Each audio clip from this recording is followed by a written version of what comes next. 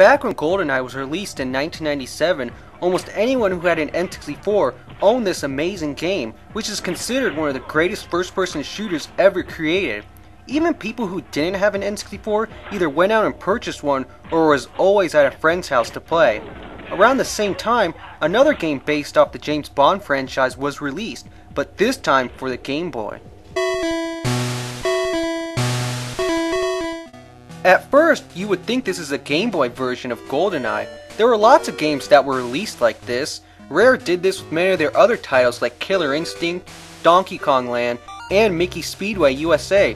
James Bond for the Game Boy was done by a different company, had a different story, and involved Bond in a different style of gameplay. A general named Golgov is threatening to launch missiles to start a nuclear explosion, and it is up to James Bond to go to different countries to find the general's secret base and put an end to his most heinous plan. The game is presented in a top-down area view that makes the game feel kinda similar to a Legend of Zelda game.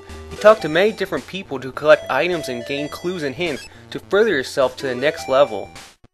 The missions you do in each level make you feel like you really are James Bond. It's almost as if you have to think like James Bond in order to move on and conquer your goal. You interact with characters from the James Bond films like 008, M, Oddjob, and Jaws.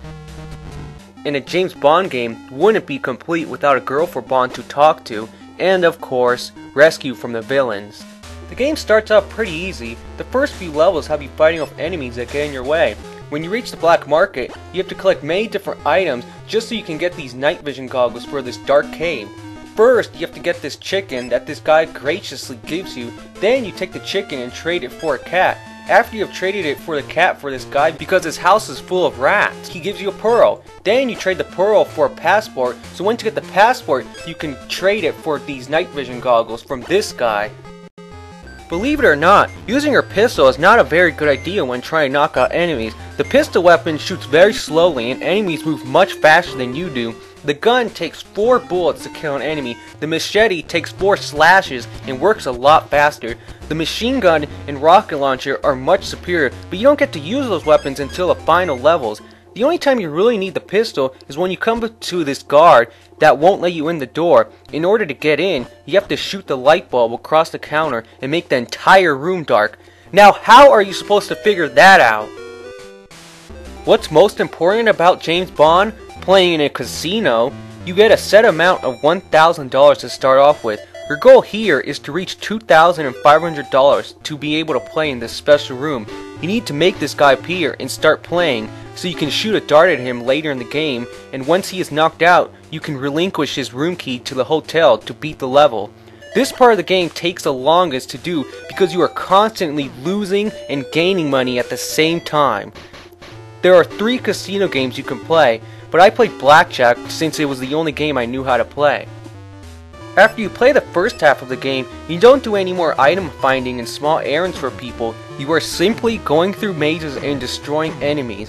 But this part of the game is over the top challenging. There are so many rooms with 4 enemies to kill on each screen that it makes you wonder if the people who made this game had any mercy. The guards just keep showing up and showing up and showing up.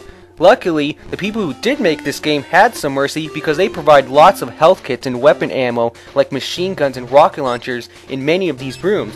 But the game is still very hard and you will die many times throughout these stages.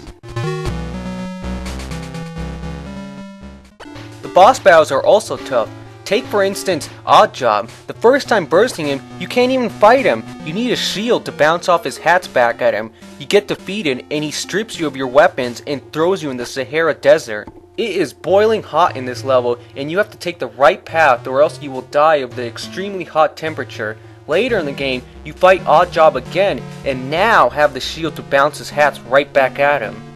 When you face Jaws, you have to make him get near these magnets in order to make him lose some damage. If you don't, then he picks you up and starts bear hugging you. The final boss is the general on these robot legs that are shooting lasers at you. All you have to do is shoot him with your rocket launcher about 5 times and then he blows up. But that isn't the end. After, you have to shut off the missiles that are going to launch and rescue the girl. At the same time, you are dodging plasma lasers and have to bounce them off with your mirror you obtained from the level before. This level gets way too crazy. The James Bond music starts playing, so you know the level gets very intense. Once you complete the mission and save the world, you get this nice cutscene with Bond going away on a boat.